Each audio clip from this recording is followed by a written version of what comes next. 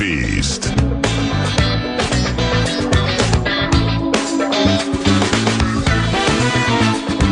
Yo, what's going on there, Mr. Tanner Morgan? How you doing, my friend? I'm fantastic. So good to be here with you, my brother, PA. Likewise. It was fun watching Vikings practice with you the other day. What do you think of the whole NFL training camp scene? Obviously, you've gone through training camps with the Golden Gophers football team. When you were with Pittsburgh, was it during training camp? Yeah, it was. And Pittsburgh's is different, being out at Latrobe, which is a whole different other setting. But yeah, man, just with my role with the Vikings, excited to serve and help the players any way possible. But at the end of the day, it's August almost, and football's back, and that's what we love. That football is back in action, and it is football season. Tanner can be found via X at T_Morg, the number 2. At T_MORG, the number 2. I laid off it this week, but when I was away for a week and change, and then came back, and the first show back was at Gophers Football Media Day. And Nordo and Paul Rovnak and the Gophers at Gibson Nagurski set up just a wonderful, wonderful show. It's here's Drake Lindsay. So we're going to start with Bo Hunt and Burnsy, Ryan Burns, Gopher Illustrated. Going to roll into Gopher Gazette now. They just rebranded. When was that? I think like 2 or 3 days ago. Wow. Still in 247, but Burnsy's Gopher Gazette now. Gopher Gazette though. Yeah. Any changes to the whole thing? I don't think so. You can fact check me on that if I'm wrong. I'm 90% sure. You are right. It's Gopher Gazette now. Okay. Absolutely. Wow. Okay. Little slight changes. Into the rebranding. I think Burnsy's the top dog now. I think he's the guy running the show. I think he's the one who founded Gopher Illustrated many years ago. So, he can speak for himself, and I hope I'm not clomping on him by doing so, but I think part of the rebrand maybe would have been over time. There's a Gophers Illustrated, Gopher plural. He was Gopher singular, illustrated.com, so maybe Gopher Gazette kind of allows him to live in his own universe. So we start with Bo Hunter and Gopher Gazette. Then we roll into the quarterback, and I had texted you, I think the day before, like when I was flying back from Seattle, and you know, when I do things like that, I mostly share with the person, hey, I asked Tanner this, I respect his opinion, and I know you guys know each other real well, so he seemed to like that. And then after that, we go into PJ, and then we got Anthony Smith. But here's the point: is like I had never done a show at Gophers Media Day. And, okay, even at age 60, sure, there's a lot of life that I see through the eyes of a 15-year-old. And sports would be first and foremost. So I've been known to be in situations like that and then leave it and like, wow, I just got bit by that thing. Holy cow, I like this, and this. But when it comes to football, and if the listening audience believes through X amount of years doing what I've done, I may or may not know what I'm looking for. I left there so impressed with the depth of this team, what people were saying about the quarterback. Now, so long story longer here, Tanner, because you know more about this than me, is I'm not going to get into the minutia of everything like Greg Johnson and the Minnesota Moving Company and everything has to be just perfect. They are so deep in the right places, specifically defensive line. And if the quarterback who's good goes to high-end very good, not elite, not great, high-end very good, if that happens, which requires protection and checks at the line of scrimmage, got to get comfortable with that whole thing, and they have more experience in the secondary than I thought. I asked somebody off the microphone about losing Coy Parrish. Now, you know, you also have to parse between, is somebody telling me something because they know I have a radio show and got sour grapes, or do they really believe this? But somebody told me that this sophomore, last name Haddon or something, that they think is a better defensive back, just defensive back coverage-wise, overall decision-making on the fly than Coy Parrish. I don't know if I'll go that far because I don't have enough data personally myself. I'm not there on the staff. So then I left it being like, if the kicker's good, because they're going to play in close games, which this could be top 20, top 15 material. The story of the kicker is unique because he used to play for FC Cincinnati, I believe. So former soccer guy. So I mean, they are deep. Really? I mean, and you look at their so he's slide tackling Lionel Messi and then walking off against Indiana. Yeah, that's the bomb. And eating Skyline chili, conies. Right, loving it. Cincinnati guy. But I think you look at the secondary. Kerry Brown comes back, and a guy who they have loved and a leader on that defense. But you said it about Drake Lindsey, and I agree. I think.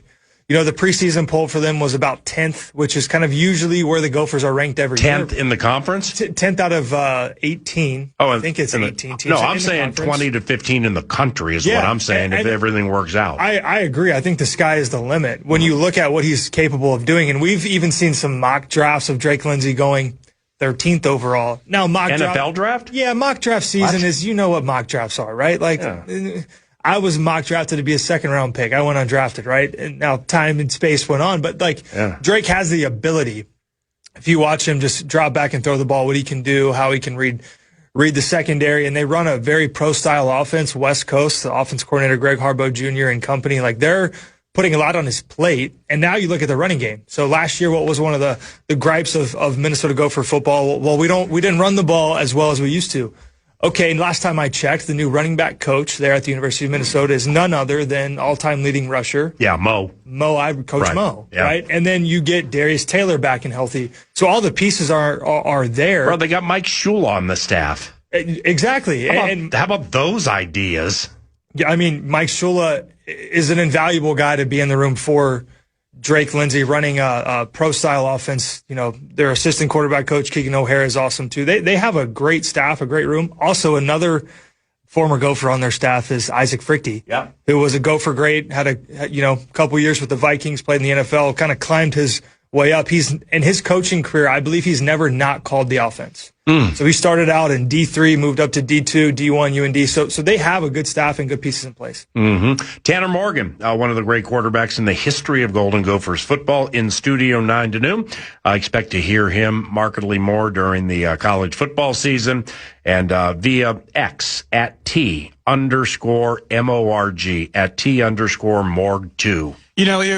All the focus, and rightly should be, I think, in some ways, maybe the evolution of Drake Lindsey, regardless of how much they run the ball. PJ wanted to run it more last year, didn't work out, and we're going to see maybe a correction to that this year. But the guys he's throwing it to, the Scarlet, the Mankato cat, Jalen Smith was another guy that PA got to sit down and chat with. Just so impressed with these young men that we got to meet last week. But you speak of, the kicker playing for FC Cincinnati, Noah Jennings coming from Cincinnati. There's kind of a buzz around the pass catchers and the room that Drake's going to get to work with. Yeah, I mean, Noah Jennings, got to see him in the spring game, and I think one practice in the spring. That's a guy who has a big future. There, at the University of Minnesota, when you're talking about, if you look at historically, 2019, we had a really great year. Obviously, it's probably the year I'm remembered of as a player. Well, who was I throwing the ball to? And none other than Tyler Johnson and Rashad Bateman. Right. When you have good guys outside, they make it easy. And I think they have a group that can go get it done. Javon Tracy comes back. He really stepped onto the scene later in the season against Northwestern, had 3 touchdowns kind of there when they played at Wrigley. And so that's a guy that Drake trusts. Jalen Smith, obviously, when you watch him play, he had a huge touchdown against Rutgers, has the vertical speed. Just want to see all those guys take the next right step. But Noah Jennings is a guy I'm excited about. And there's also a freshman that kind of popped in the spring game that I think has a chance. Eventually, his name's Hayden Moore, right? Okay. And who knows what happens there, but they have the pieces in place. You go into training camp, you never know what's going to happen, who's going to emerge, practice 3, 4, 5, 6. But what's really exciting is really when you're that quarterback going into year 2, you're going to find out who you really trust and who you want to go to on 3rd and 6. Who do you want the play to be dialed up for in this situation? And you're going to leave with hopefully 2 or 3 guys that, hey, these are the guys that I really want to put the ball in their hands. What was it like learning PJ? I mean, you were with PJ for so long. So at some point, just offensively, just kind of a mind meld of sorts where you understood this at such a deep level. But if you were Drake last year, making your first starts and maybe having to make some decisions, making checks, what is it like for a young QB learning under PJ and entering that growth process that Drake's in the middle of? Great question. Great. I think it's different based on the situation. When I was kind of emerging, our offense was totally different. That's when RPOs were really good to us.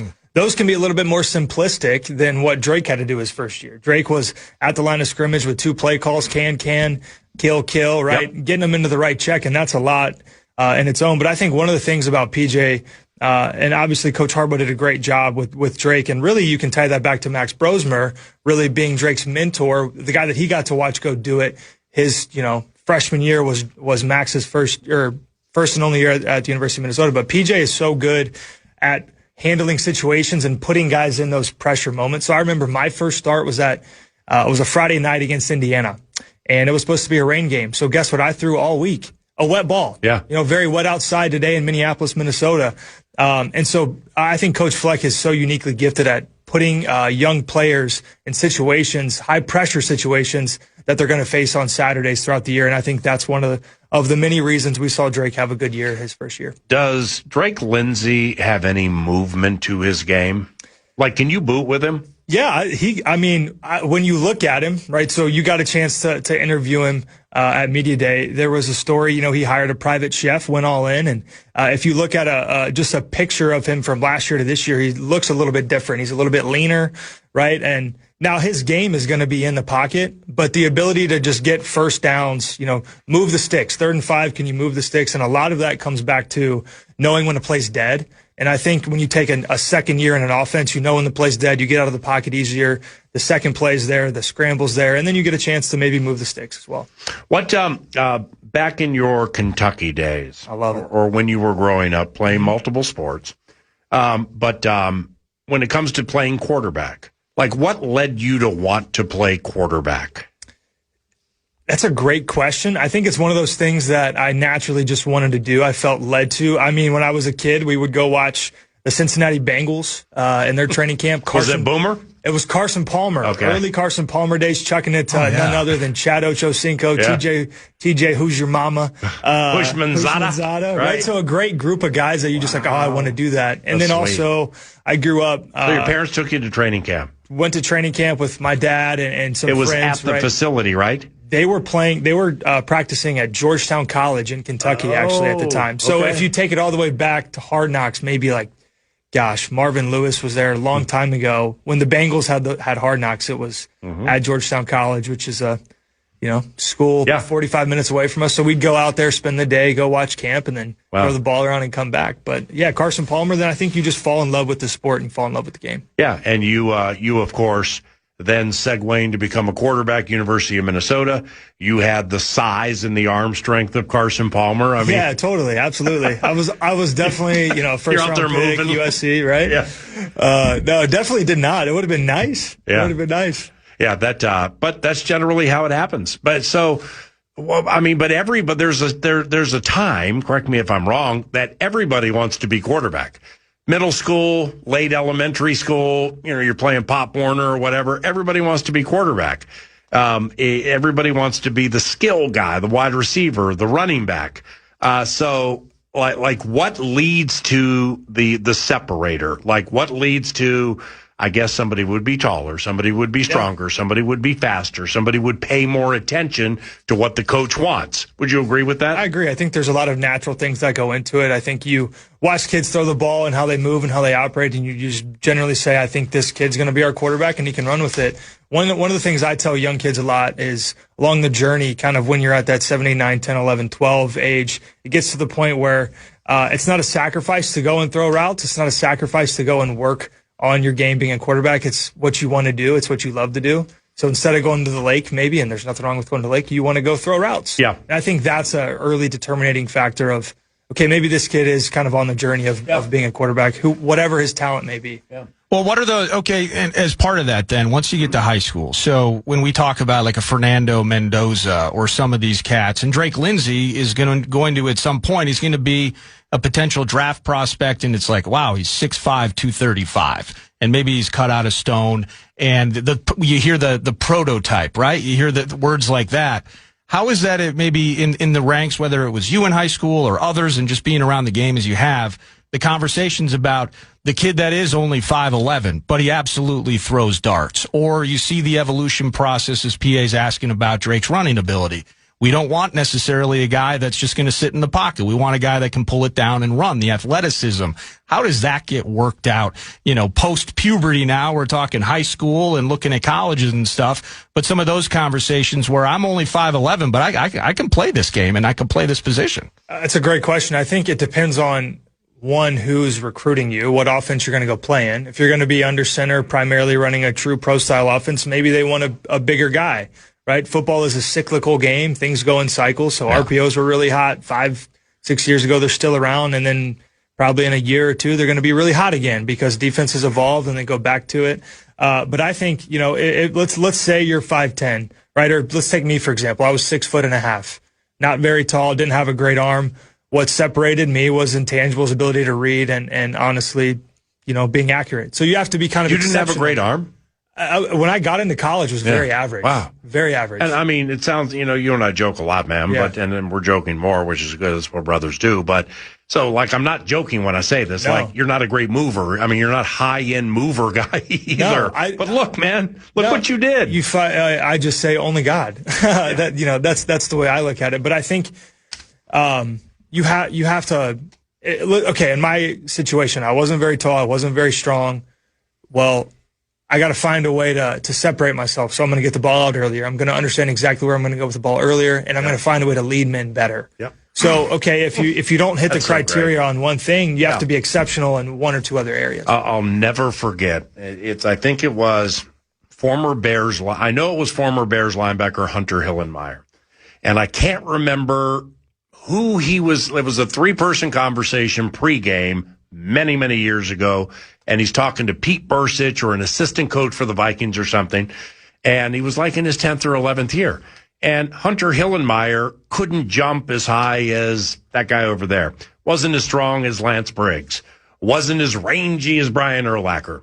But he lasted. And he said in a different way almost exactly what you said. And he's talking to somebody else. I just kind of my opinion matters none. I'm just learning. And I'll never forget when he's like, the separator is what you know and the time you put into it. Because, you made it sound, it's gold. You threw well enough, you ran well enough, you studied, but the scholarly nature separated you from the others. And Hunter wasn't pointing to people on his team, he was just metaphorically pointing, is that guy over there can jump, that guy's fast, this guy does this guy hits. But if you put time into the study and you know exactly where to be every single play, you can last a decade and a half. Never forgot it. Yeah, absolutely. And then taking it from classroom to on the field. So early in my career, just using myself as an example, I could tell you all the answers to the tests, in a snap of a second. I knew exactly what to do. But then in the pressure of the situation of the moment, I was a little bit slower cognitively of doing it. Yeah. So it's the functional intelligence piece that really kind of took off for me at the end of 2018, leading into 2019 in about week 3. Then we had a really good year after that. But it's the functional intelligence, the ability to take it from I know what to do on paper to actually going out and doing it. It's very simple. There's a difference between knowing and doing. How is, and if I'm catching you off guard here with this, I apologize. I mean, we chatted about a lot of things the other day, but not this. The quarterback development business. Yeah. Are you still doing that? QB motion, baby. Yeah. There we are. And you were, the last time we chatted about it publicly, you were the Midwest guy, right? That's right. Yeah. Okay, so what is it? What's happening so there? QB motion Midwest. The guy who started, his name's Rob Williams, works with quarterbacks across the country and in Canada. So, working with Bo Pribula out in Virginia just recently. And then QB motion Midwest, we started here in Minneapolis, do local group sessions, one-on-one sessions, and then it's just really fun to kind of give back to the quarterback space that way. And there's a couple quarterbacks here in the state of Minnesota that I think have a really good chance and opportunity to do something special. And at the high school level. Yeah, I think, if I'm being completely honest, I was coming from Kentucky to Minnesota, and Kentucky's not the best football state either, but Ohio is pretty darn good, right? There was this Western Ohio, right? Yes. Western Pennsylvania. Western Pennsylvania. Yeah. I mean, Ohio, Cincinnati football is very well respected, but there was this connotation of Minnesota football isn't all that out to be, and I think that's wrong in my opinion now. There's some really, really talented players here and some really great coaches. In the last 2 years, it's been fun for me to see, wow, this coach here at Edina or Maple Grove or Chanhassen or whatever that may be. Or the offensive coordinator at St. Thomas Academy. There we go. Yeah. Happens to be one of our bosses here. There you go. Definitely. Absolutely great play caller. But there's a phenomenal, I think, just thing going on in Minnesota. And at QB Motion, our goal is to work alongside coaches in Minnesota, Wisconsin, Iowa, and just help quarterbacks develop. So if you got Billy, Johnny, Antoine, or whomever out there, and their parents or family members are listening, and they're like, well, Antoine or Billy, I think they got a shot here, but they may need this. Best at your Twitter site, you think that's the best place to start? Or what? QBMotionMidwest.com. There we go. It's another place to find out everything. QBMotionMidwest.com. Yep. Say it out. MIDWEST.com. QBMotionMidwest.com. Parents, don't forget that. What are some, Tanner, what are some common mistakes younger quarterbacks make these days?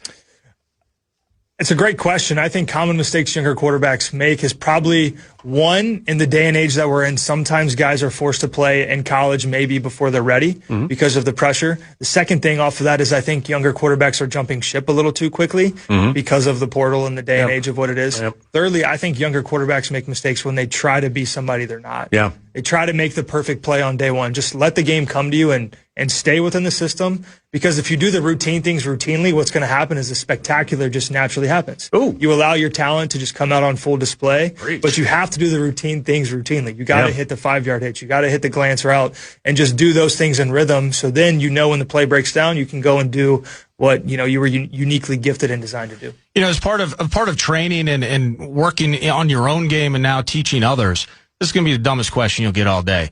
How tough is it to teach good layering and touch? I mean, kings of the weight room, these guys are strong. I fancy myself to be a bit strong, but you don't want to see me playing the Pop-A-Shot game. I got no touch. And so stone hands, stone arms, the touch, the layering, what kind of process is that, teaching that when it doesn't maybe come naturally? So you're saying you have no rhythm? Zero rhythm. Oh, no, he got rhythm. That's the strange part of it. He can dance, he can sing. Well, I like that. Maybe we'll get you dancing. I think with younger quarterbacks, it's just you just have to show them to do it. One thing that's really unique that I'll do is I'll put a guy in a stationary situation. I'll put a net or something over him, and then I'll make him close his eyes and throw it. Be like, where the net's at, just throw it over the net.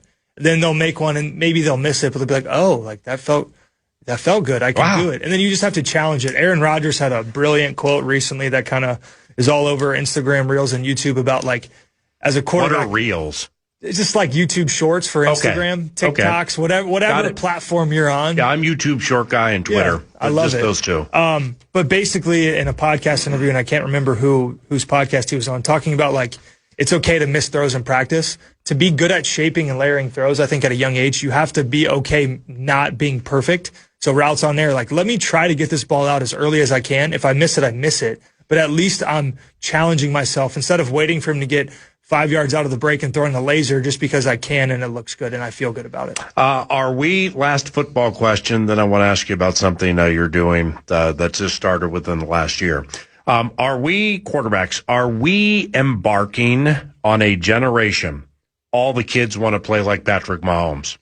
I mean, they're dropping the ball with their right hand and looking around and overdoing the head turns and then putting it back and stop and go. You know what I'm saying? Yeah, maybe. I think at the end of the day, like, you never want to coach the creative out of somebody. And again, like, when I coach, it's a training. It's not like I'm telling somebody, I'm not in the trenches every day like, the real coaches are.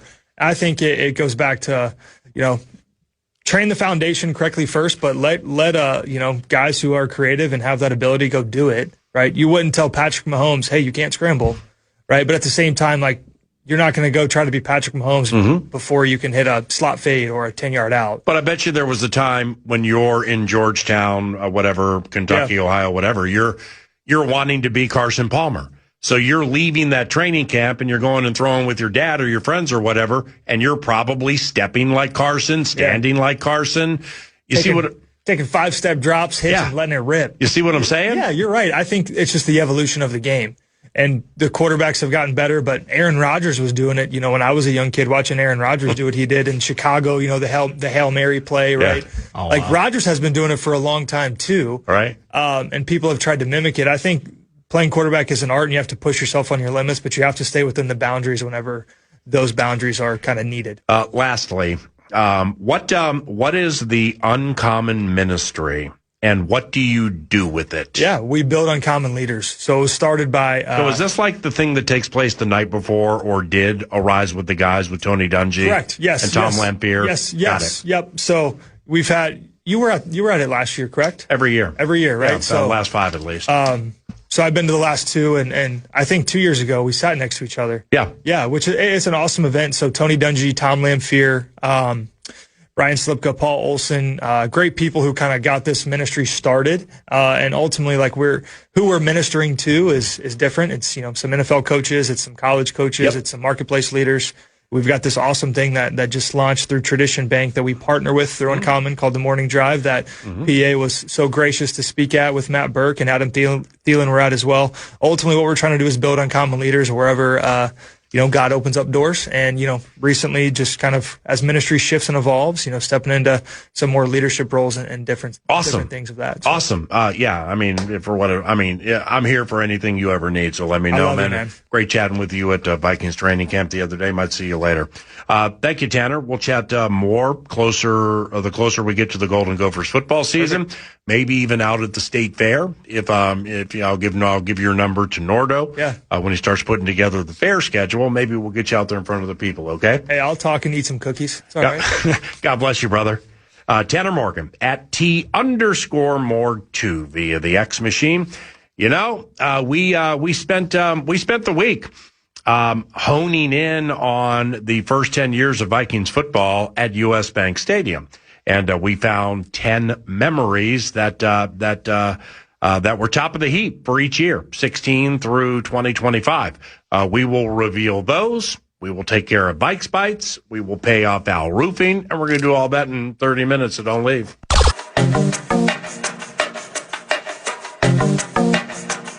Bikes Bites. Bikes Bites. You know what? Let's do some Bikes Bites here. Brought to you by KinMount Exteriors. KinMountExteriors.com. I know, right? Windows, siding, roofing, and decks. Oh, my. Love these guys. Love their showroom. You'll love the work they do. And the key is they want to work with you. And so you go to the website, KinMountExteriors.com. Get started today. 10 and 10. It's been a week. It's been memorable, PA. But we did all the necessary research by briefly looking at game logs. The painstaking amount of research we've done to find the best plays, one from each of the 10 seasons at US Bank Stadium. If I threw you in this Bursich credential meat grinder, I apologize. No, you're all good with it. I was just... I'm respectfully moonwalking out of it right now because I'm just tired of getting these text messages, okay? No, I get it. Seriously. Man. Are we still... We're getting more text messages? Yeah, I just... Oh, well, okay. Right. I don't... Sorry. Pete Bursich, if you're listening... I don't have an answer yet, but I'm going to find one. Yep. Thank you, sir. Everything's going to be okay. And we're doing the radio show. Thank you, sir. KinMount Exteriors, I didn't run it by them to see if they had any disagreements on this list, but I feel very confident that the painstaking time and research we put into this, that we have the final list. Would you like me just to run through it? I got the highlights here. Yeah, let's pay it off. All right, 2016, was it Trey Waynes, and the game-sealing pick was it Kyle Rudolph. His first touchdown was in the history of US Bank Stadium. That happened in the border battle. Hey. But no, it was one of our favorite Vikings ever, Marcus Sherrills, putting an exclamation point on a beatdown of the Texans in 2016. Osweiler, 2 of 8, 7 yards. Leckler's punt incredibly high. Marcus heels on the 20, hits to the left. Sherrills corralled at the 25, or is he? No. He gets loose to the 40. And Marcus Sherrills is gone! Touchdown, Vikings! It's a 79-yard punt return touchdown for Marcus Sherrills, and the Minnesota Vikings are blowing out the Houston Texans. Yeah, the Vikings would start 5-0 and then drop to 5-4. Ooh, what a tough year for the Minnesota Vikings. 2017, though, I mean, come on. Does it need anything other than, the miracle? 3 receivers right, Thielen left. Marshawn Lattimore, 12 yards from Adam. Case on a deep drop, steps up in the pocket. He'll fire to the right side, caught by Diggs. Stay up! Oh, got loose! Oh, my God! 30! No! Touchdown! Are you kidding me? Miracle finish!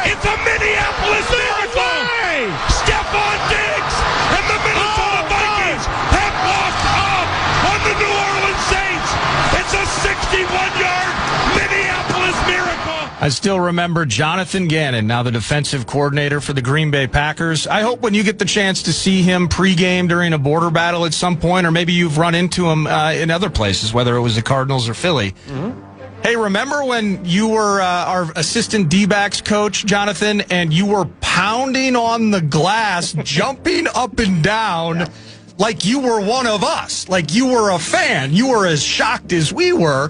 And your cohort, Kevin Stefanski, standing still. Yep. Almost emotionless. Yep. One fist in the air. Yep, little fist pump. The job is done, on to Philly. 3 booths to the right. The money manager, Rob Brzezinski, standing on top of the table, high-fiving fans. That was the interim GM and the money manager, who's all about a well-scrubbed, well-compensated rube. Absolutely. 2017 at U.S. Bank Stadium, the miracle. Now to 2018, it was a tough season for the Vikings, but they set a record on a day against the Kitties. 10 sacks? 2nd and 10 from the 11. Stafford, shotgun, 5-step drop, flustered, and he is sacked! And that's a team record! 10 sacks today for the Minnesota Vikings, and Danielle Hunter has 3.5. Congratulations, Danielle. You should be the NFC Defensive Player of the Week with that touchdown and 3.5 sacks. Well done, young man. Yeah, that defensive touchdown. I think he was NFC Player of the Week for that performance. Tough season, awesome moment at U.S. Bank Stadium. That was 2018. Good babies, all of you. To 2019, I remember sitting in the back of the radio booth at halftime. Vikings were down 20-0 to the Denver Broncos, and freaking Brandon Allen and Shelby Harris. Who's this bowling ball wrecking our Sunday? 20-0 at half. The Vikings clawed all the way back. Cherry on top was from Rudy. 1st and 10 from Denver's 32. Cousins under center play action. Bootlegs out to the left. Looking to the left. Firing. Caught. Rudolph. 10-5. Touchdown! And the Vikings have taken the lead. Vikings moving on to win. And it was a stop at the doorstep to confirm that victory. Nice job by the defense as well.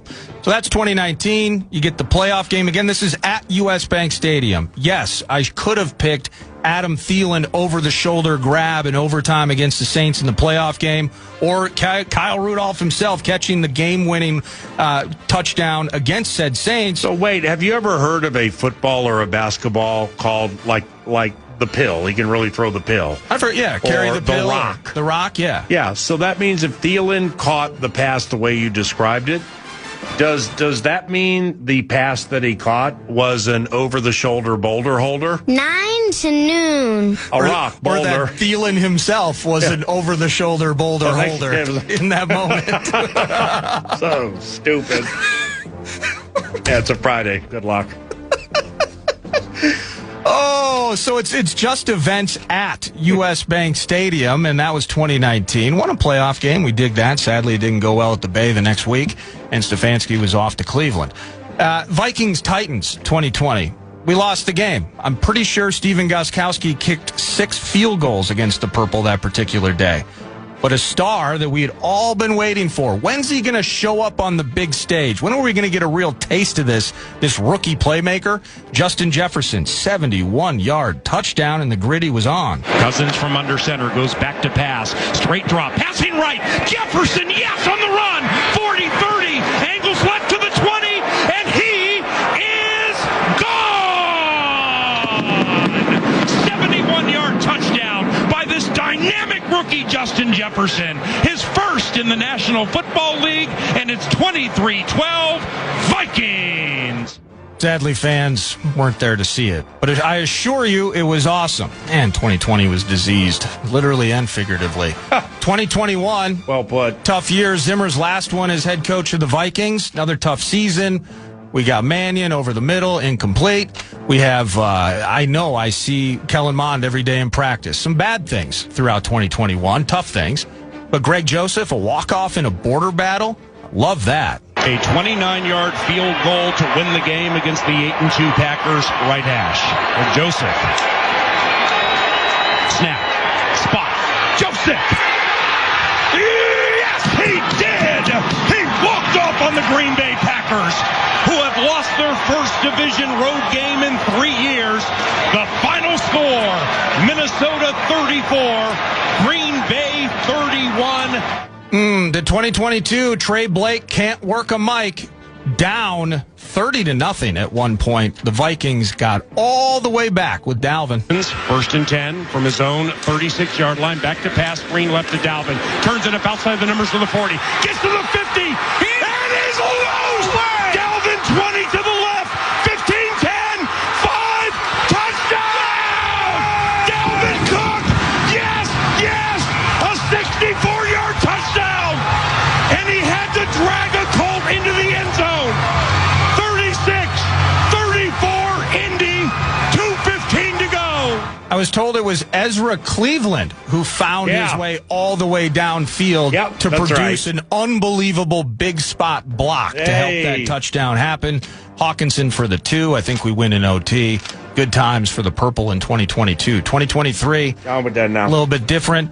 This is sadly, it was a week before Kirk Cousins would hurt his Achilles at Lambeau Field. It was prime time. Justin Jefferson's out with a hamstring. Come on, Jordan Addison. Come on, man. We need big stuff from you. 16 seconds to go in the first half. Cousins on 3rd and 6. Big blitz, like Pete said. So Cousins fires over the middle, and it is caught by Addison.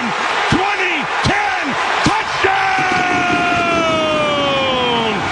That time, Jordan Addison stole it from Charvarius Ward, and it's a 60-yard touchdown, and the Vikings strike in the shadow of halftime, and they lead 16-7. Beating the Niners in prime time is fun. 2024, fun season as it was. How about some records and memories? 5 and 3. What does that mean? 3 receivers right. Sam Darnold out of the shotgun. Jones picks up a blitzer. Pass right. Caught Addison to the end zone. Touchdown! Jordan Addison makes it 34-21. And for Sam Darnold, that's a high five. For the first time in his career, he's thrown 5 touchdown passes in a game. And for Jordan Addison, that's the first 3-touchdown game of his career. And finally, 2025, 10 in 10. Well, Isaiah Rodgers, a historical day against those Bengals. He dropped the ball. Isaiah Rodgers picked it up. No way. He is gone. 2 defensive touchdowns for number 2, Isaiah Rodgers. Well done, young man. That fumble recovery touchdown runs the Vikings to a 23-3 lead, and there are no flags on the field. What a ride, PA. 10 and 10. It's been a long week. The culminating highlights are there. Thank you, Kinmount Exteriors, for this edition of Bites. And thank all of you for listening. The postgame, courtesy of Owl Roofing, is next. This is 9 to noon on The Fan.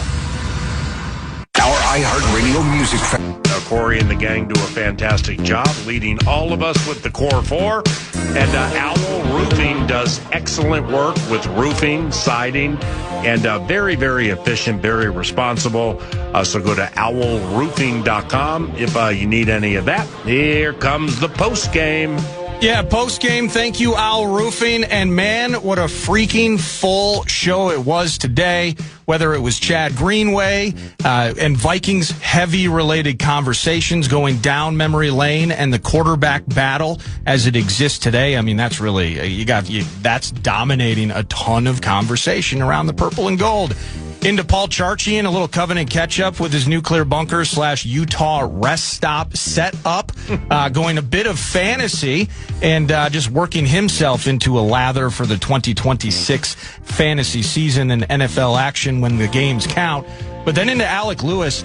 And Alec Lewis, one of my favorite parts of the show today, because just when some of these talkers come up, it's QB, it's QB, it's QB, and then it's depth of the safety room. Kind of gets my head spinning, and it's we do this in our heads probably naturally more often than we should admit as self-respecting rubes.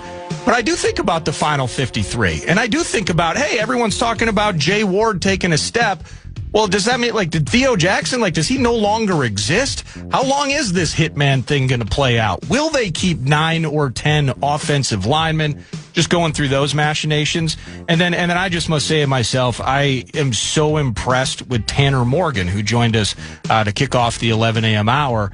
Just what he's building for himself in his personal life, but also when he's able to join us and break some of these things down just from a football perspective, some maroon and gold conversation in that mix, and understanding the QB position to a deeper level.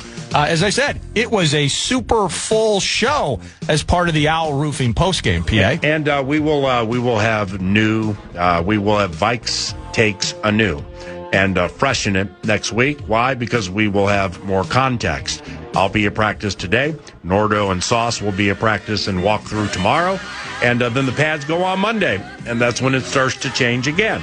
And then a week and change after that, the Ravens are in town, and that's when it changes again. Fun time of the year for everybody. Hopefully you're enjoying 9 to noon because we're loving it. Thank you very much for listening to the radio show in KFAN. May God bless you and all of your families, and have a wonderful weekend. Dan Cole, the Common Man in the program, is next at FM 100.3 KFAN. Goodbye. 9 to noon.